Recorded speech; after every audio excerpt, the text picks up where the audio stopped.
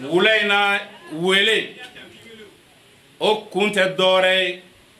anyo de fo M5 RFP dépanye kele damine ko amina ni yelemay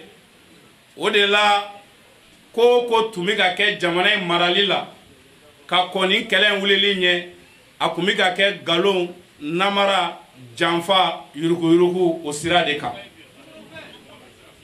ola ni amanya nango kamina ni yelemay tariku ba wajibiya anka ni ko kera cogo mina anga nyefo o cogo la jamana denw yɛrɛ ka kiri tigɛ an jodo an jote an kanto ma an ŋa Mali ka jɔ tiɲɛ ani hɔrɔnya ni danbe de kan o hukum kɔnɔna na aw bɛɛ lajɛlen b'a kalama le 18 août an ka wolomasiri tabagaw u ye M5 RFP a ye wuli ka jɔ min kɛ fanga yɛlɛmali la olu nana u y'o baara in kuncɛ ni jamana kuntigi kɔrɔ ale yɛrɛ ka jɛ k'a ye fanga bila ni o sɔrɔli sababu ye o baara in kɔfɛ M5 RFP ani maliyɛn ni diɲɛmɔgɔ bɛɛ lajɛlen kɛra olu ye ɲɔgɔn sɔrɔ jɛkuluba min kɔnɔ n'a fɔ a ma ko CNSP u ka déclaration fɔlɔ seere ye Mali jabaranin kan min kɔnɔ u y'a sabati k'olu mana fanga baarali kama olu nana u bɛna transition sigi min ni o y'a sɔrɔ civiliw de bɛna diriger wa o transition in o kuntala tɛna janya ko sabula baara wɛrɛ b'olu la ni o ye jamana kumabɔli ye a bɛ fitinɛ min kɔnɔ wa o ye tiɲɛ de ye nka o kumakan min fɔra o ye tiɲɛ fɔlɔ ye diɲɛ bɛɛ kɛra o seereya ye an ka nukta k'a kan ka tomi k'o kan tariku kɔnɔ o kɔfɛ CNSP tariku kɛra seere u yɛrɛ la ɲɛnɛ M5 kɔ dɔgɔkun kelen kɔnɔ u ni diɲɛ bɛɛ ɲɔgɔn ye u ma ci bila M5 ma u ma M5 wele u ma ɲini ka M5 yɔrɔ dɔn k'a sɔrɔ o wagati kelen u ye u yɛrɛ sɔrɔ an ka kɛnɛ kan monument de l'indépendance la u ka kuma lasela y'a fɔ a da la k'olu ye M5 ka kɛlɛ de kuncɛ Imam Umar Jara ale dalen don a la ko nin kuma in k'a bɛna segin a kan Ala ɲɛkɔrɔ an tɛ mɔgɔ ko la dɛ an bɛ Mali ko de la diɲɛ kɛra o seere o kɔfɛ ni an ka baara taabolo n'a ma ɲɛ anw bɛ Mali ko de la anw ye wulikajɔw sabati cogoya min na fɛn min b'u bolo baara in bɛ ka taa cogo min na labɛn min kɛn bɛ M5 RFP bolo yaasa Mali kura bɛ se ka jɔ an bɛ se ka ɲɔgɔn faamuya o kan cogo min na le 26 août o kɛra siɲɛ fɔlɔ ye an n'u ka sigi ka kuma o sigi ka kuma in kɔnɔna na an ye ɲɔgɔn ye o kɛra foliw ye o kɛra ka segi ka a fɔ an ye ko tiɲɛna an ye kɛlɛ min kɛ jamana yɛlɛmali sira kan olu kɛra seere diɲɛmɔgɔ kɛra seere wa ni ko ko bɛ kɛ nin ko in kɔnɔ siga fosi t'a la olu tɛna fili u taasira ma ko sabula maa tɛ se ka yɛlɛma kɛ maa min ma yɛlɛma kɛlɛ kɛ o kɛra Kati o kɔfɛ an ye sigili filanan kɛ o sigili filanan fɛnɛ kɔnɔna na o kuma kelen ninnu an'o discours kelen ninnu nana o taara wolo ka jɛkulu sigi jɛkulu min ye mɔgɔ naani olu ka côté la an'anw ka côté la olu ka jɛ ka baara kɛ ko transition kow bi latigɛ cogoya min na an commencera ka baara kɛ o gafew kan nin yɔrɔ in bɛna précision dɔ di a la sabula an bɛ kuma tariku de kɔnɔ an b'a dɔn tariku ɲɛ b'an na o sigi ka baaraw kɔnɔna na depuis o don jɛkulu in tun y'a ɲini M5 RFP fɛ k'a fɔ min ye transition ɲɛmɔgɔya ye k'a di olu ma an'u bɛ ministère 4 ta walima ministère 5 ta ko anw ka premier ministre n'a tɔ bɛɛ ta M5 cɛdenw ka jaabi kɛra jumɛn o don ni jɔyɔrɔ ko kun don an tun b'o minɛ IBK bolo k'o to fanga la an bɛ Mali kura min nɔfɛ anw bɛ fɛ ani an ka bɛn a kan an bɛna o Mali kura in jɔ cogo di a bɛna taa sira jumɛn fɛ an bɛna jɔsen kura jumɛn di Mali ma an ka bɛn o de kan fɔlɔ yanni an k'a fɔ k'an bɛ poste tila o don minnu bɛ k'a fɔ bi ko M5 bɛ kɛlɛ min na ko jɔyɔrɔ ɲini ko don nin kuma in ka bɔ u k'o faamu u k'o mɛn u tulo la n'o kun don o don M5 kun b'o premier ministre minɛ k'a tɔ ministère 20 o tilali kun ka nɔgɔn bi ka tɛmɛ 5 walima 2 walima 1 dilen kan an nana bɔ yen ɲɔgɔnyew nana continuer kana se transition ka kɔɲɛ charte journée assise minnu kɛra u ye don fɔlɔ boloda k'a sɔrɔ fɛn ma fɔ M5 RFP an ma impliqué a la o bɔra dɔgɔkɔrɔ malien bɛɛ kɛra o seere ye o kɔfɛ an nana sigi ka fɔ fɔlɔw kɛ ni terme référence validation ye an y'o baaraw kɛ CICB la o kɛra bɛɛ ɲɛna sisan sigikafɔba min kɛra tile 3 le 10 le 11 le 12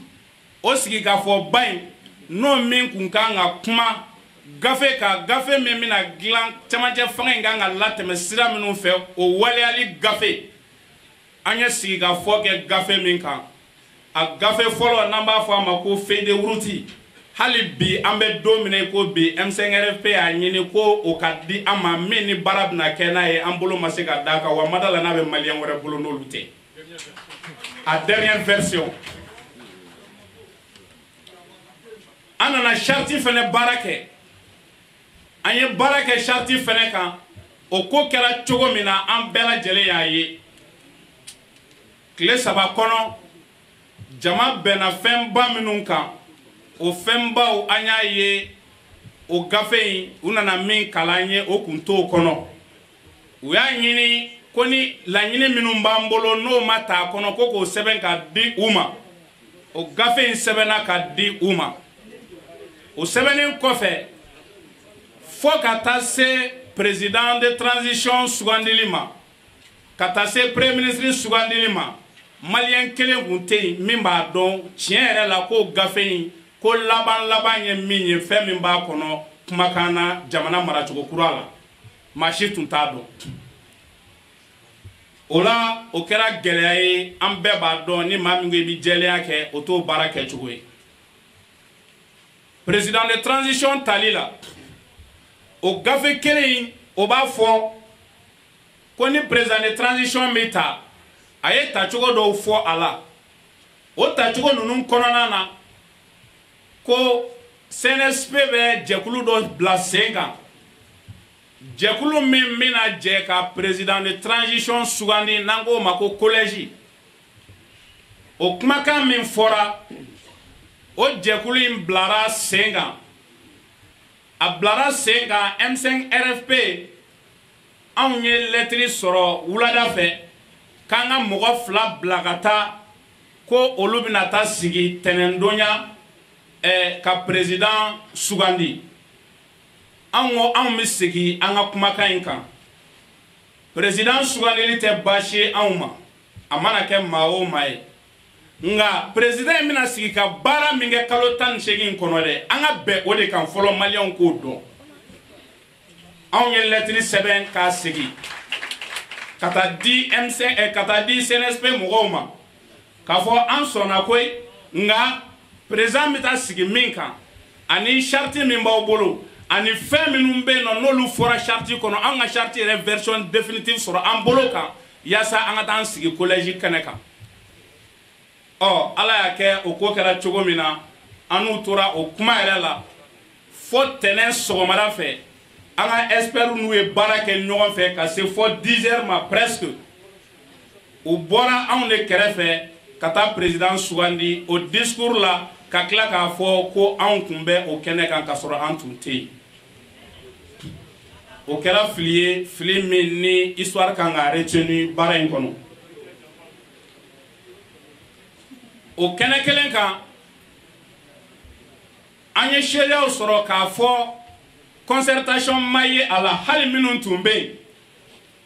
gafe tun bilalen tɛ yen ko nin candidat ni nin candidat ni nin candidat in de bɛ yen k'u lajɛ jɔn bɛ se ka Mali bɔ alhamdulilayi CNSP ɲɛmɔgɔba a nana a y'a ka discours kalan ka président de transition tɔgɔ fɔ ale yɛrɛ vice président ye k'o fɔ ko sigi wulila o bɛɛ anw tɔ jɔrɔ o kɔfɛ anw ma décourager M5 RFP ye déclaration kɛ a ye déclaration sɛbɛn k'a cɛri diɲɛ kɔnɔ k'a yira k'a fɔ ko kɛra cogo min na an y'o de ɲɛfɔ nka anw m'a fɔ maa si ye ko président in an ma jɛ n'a ye anw m'a fɔ ko maa jugu don pabla anw bɛ Mali ko de la fɔlɔ an tɛ jɔyɔrɔ ko la nka an continue ka an bɛ fɛn min nɔfɛ président in bɛna baara kɛ min ka transition kan dɛ k'u k'o yɛrɛ de fɔ an ye an ka se k'a dɔn Mali kura in bɛ fɛ ka jɔ sen min kan sabula anw mago bɛ Mali ka yɛlɛma sen min kan an k'a dɔn n'o bɛ gafe in kɔnɔ an b'o sɔrɔ o don o président u ka sigili kɛnɛ kan don min na a bɛna prestation de serment kɛ ni a bɛ n'i kali k'i siɲɛ jamanadenw ye diɲɛ jamana wɛrɛ mɔgɔw ye invitation sɔrɔ maliyɛn dɔw ka invitation y'u sɔrɔ fɔ français olu bɔra yen ka na alhamdulilayi ni diaspora mɔgɔw y'o kɛ o ye koba ye an b'u fo nka M5 RFP u ka invitation dira ma jumadon sɔgɔmada fɛ mɔgɔ 4 carte den 4 jumadon sɔgɔmada fɛ kaleni kan ka kɛ don min o y'a sɔrɔ a bɛ hakɛ to kuma fɔ cogo la ne ye invitation ye mɔgɔw bolo hali u mago t'a la ka taa kɛnɛ kan ne yɛrɛ ɲɛ y'o ye wa u ma taa fɛnɛ donc o ye mépris dɔ ye ka ɲɛsin nin jamakulu in ma min n'a wulila ni hɔrɔnya ni danbe ye k'a bɛ jamana yɛlɛma nka halisa anw bɛ jamana ko de la o hukumu kɔnɔna na o kaleli kɛra baaraw kɛra an ye kumakanw sɔrɔ tile damadɔ kɔfɛ k'u bɛna premier ministre sugandi komi u tun y'a fɔ an ye kalenga siɲɛ kun kɛra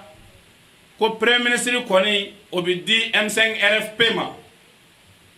wa hali n'o tun ma di M5 RFP ma ni M5 RFP kun wulila k'a ɲini jɔn bɛ jamana in kɔnɔ n'a n'a ɲinini kun ka kan ka tɛmɛ M5 kan maliyɛndenw an ka tiɲɛ fɔ Ala ɲɛkɔrɔ ani danbe ɲɛkɔrɔ Ala y'a kɛ an ye kibaruya sɔrɔ a ma fɔ an ye ko an ye mɔgɔ kelen bila ka na walima a ye premier ministre sugandi aw cɛla an bɛ jɛ n'o ye an b'o ta o ma fɔ anw ye u ye ci bila ka na ko mɔgɔ minnu bɛ se ka kɛ premier ministre ye M5 jamakulu cɛla ko an k'olu ka CV bila ka taa di u ma donc anw b'a dɔn ni kuma fɔra tan maa min ye hakilima ye nin ye ko min daminɛnen o ye ka M5 jamakulu ka an yɛrɛ dama kun kari ɲɔgɔn na n'a ma ɲɛ k'a jalatigɛ tɛ anw bolo anw dun bɛ fɛ jɛkulu in ka to jɔlen ye an yɛrɛ fanga in kɔnɔ o an ma y'a kɔnɔ o anw bɛ se ka mun kɛ pour que ka fanga in tilen transition cɛmancɛ fanga in marabagaw bolo pour que Mali k'a yɛrɛ sɔrɔ nin kalo 18 kɔfɛ o mission bonya kama anw bɛ fɛ ka to ɲɔgɔn fɛ o la anw ma a woloma ani ɲɔgɔn cɛ an ko maa minnu y'a dɔn k'u bɛ se ka kɛ premier ministre u k'u ka dossier bila ka na o la dossier 14 nana an y'a fara ɲɔgɔn kan an taara n'a ye ka taa di Kati an y'a d'u ma an y'an kɔ don ka na an sigin bɛ k'o jaabi fɛnɛ kɔnɔ an ye premier ministre tɔgɔ mɛn min o y'a sɔrɔ a ma bɔ M5 kɔnɔ donc an bɛ ka kuma tariku de ye a ka dɔn k'o kɛra cogo min na o si ma M5 décourager an continuer na sabula an bɛ faso ko de la Ala y'a kɛ premier ministre ni o ye Moktar Wane a ye wele bila M5 jamakulu ma k'a bɛ fɛ k'an rencontrer jumadon jumaseli kɔfɛ Ala y'a kɛ délégation taara ka taa lamɛn alhamdulilayi a kɛra cɛ ye min n'a ye M5 ka wale ɲuman dɔn M5 ye baara min kɛ a ye baara in fo k'a waleɲuman dɔn cadre minnu bɛ M5 kɔnɔ a b'a kelen-kelenna bɛɛ ka capacité dɔn a y'o tanuni kɛ kosɛbɛ ka dɛmɛ ɲini M5 fɛ M5 bɛ se k'u dɛmɛ cogo min na yaasa Mali kura in ka jɔ alhamdulilayi komi an tun cira ka taa ci lamɛn an bɛnnen don min kan o de ye nin fɛn o fɛn kɛlen filɛ nin ye an na nin o bɛɛ kɔfɛ an bɛ Mali jɔli sira de kan an y'a yira premier ministre la k'a fɔ ni Ala sɔnn'a ma anw dalen don min na o de ye ni transition in ɲɛna maliyɛn bɛɛ b'i disi gosi n'a ye ko an ka transition mais Ala k'an kisi n'a tiɲɛna maa fɔlɔ min n'o mɔgɔw bɛ n'u ɲɛsin o ma o ye M5 ye a filanan o ye CNSP a sabanan o ye président ni ale premier ministre min tala ye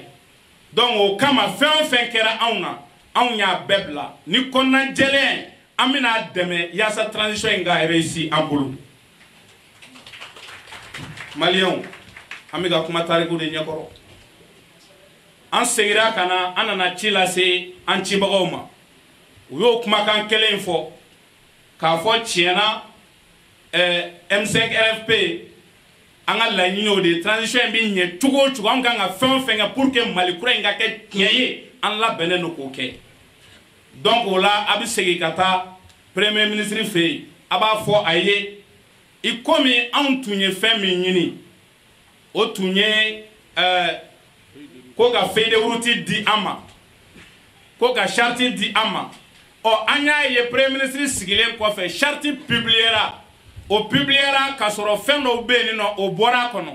ɔ k'o fɛnw dun to a kɔnɔ président y'i kale o charte in de kan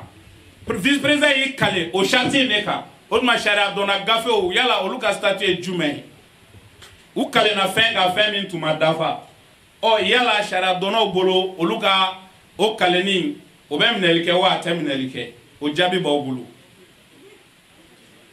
an y'a ɲini premier ministre fɛ baara min b'a bolo anw ka se k'ale dɛmɛ baara in na fo an k'a dɔn camancɛ fanga in a bɛna taa fɛn min kan hakilina minnu bɛ anw na pour que o ka sabati o tɛ se ka taa fiyewu fo jɔyɔrɔw bɛ o ka kalifa M5 RFP la a ka se ka baara in kɛ i n'a fɔ kɔnɔna jɛlenya tiɲɛ don jamana kɔnɔ bɛɛ lajɛlen kan k'i yɛrɛ sɔrɔ jamana baara la mais a ka gɛlɛ i ka yɛlɛma kɛ ni maa ye maa min ye yɛlɛma kɛlɛ bɛɛ lajɛlen ɲɛna min ma jɛ ni yɛlɛma ye a ka gɛlɛ o ka se ka kɛ donc Ala y'a kɛ premier ministre a ko a y'an ka kuma noté a y'a mɛn ni Ala sɔnn'a ma a bɛna ci lase président chef de l'état ma n'o ye transition ɲɛmɔgɔ ye ko ni Ala sɔnn'a ma a bɛna ci lase ɔ an segira ka na an sigi o fɛnɛ la o dugusɛjɛ an y'a ye gouvernement fɛnɛ liste bɔra donc gouvernement liste bɔra ɔ an ko a tɛ ɲɛ bi sigi in ka kɛ ni histoire in k'a fɔ jamanadenw ye ka jamanadenw ta seere ye k'an ka militants wele a cɛman ani musoman u mana kɛ diɲɛ yɔrɔ o yɔrɔ k'a yira k'a fɔ Mali ye anw de ta ye fɛn min y'i ta ye anw t'a ci anw t'a kari anw t'a tiɲɛ nka a bɛ se ka jɔ ni sira o sira ye pour que wale jugu minnu tun bɛ ka kɛ ka kunu ni o y'a to jamana taara dingɛ kɔnɔ f'u bɛ se ka siri o sen na cogo min na nin camancɛ fanga in fɛ ko an labɛnnen ka to ka baara kɛ ka taa o sira kan an ti bɔ kuma in na fiyewu cɛ 23 min binna ni mugu cira u la n'u ni kɛnɛ karabara dɔw sara dɔgɔtɔrɔsow la sisan an bɛ don min ko bi dɔw bolo tiɲɛna a tɛ se ka dilan tuguni dɔw senw tiɲɛna dɔw kɛra handicapés ye à vie o bɛɛ kɛra yɛlɛma min nɔfɛ tiɲɛna jɔyɔrɔ nɔfɛ anw man ka boli ka taa jɔyɔrɔ nɔfɛ k'a sɔrɔ an m'a ye ko o yɛlɛma in hakilina tiɲɛ yɛrɛ la o de sigira sen kan o de la M5 RFP ɲɛmɔgɔw an bɛɛ lajɛlen jɛkulu o jɛkulu farala ɲɔgɔn kan ka M5 RFP sigi sen kan an bɛ don min ko bi an bɛɛ lajɛlen bolo dilen don ɲɔgɔn ma cogo min na Mali kura min n'an bɛ ka laɲini o Mali kura in bɛ sɔrɔ cogoya min na wa ni Ala sɔnn'a ma M5 RFP a bɛna baara kɛ ka taa o sira de kan n'a ma ɲa ko anw ko Mali kura de bi jɔ tiɲɛ hɔrɔnya ani danbe kan ko hali ni o y'a sɔrɔ anw ye layidu di k'an bɛ transition in dɛmɛ a dɛmɛni dɔ de ye ka tiɲɛ fɔ a baarakɛbagaw ye k'u tilen sira kan sabula ko ni ɲi ma se ka tiɲɛ f'i ye tayi jugu sara o ka tiɲɛ f'i ye. Le nouveau Mali a besoin des hommes intègres, honnêtes, engagés, véridiques pour la cause du Mali. Ni Ala sɔnna ma Mali de b'anw bɛɛ ni san cɛ. Ala ka jamana lafiya, Ala ka jamana lafiya, Ala ka jamana lafiya. Jamanadenw jamana ti jamana dan, jamanaden de bɛ jamanaden da. An ka kɛ an dusu fɛ, an ka kɛ an ka jamana fɛ ka Mali bila ni san cɛ. Wassalamu alaikum wa rahmatullahi wa barakatuh. Okay.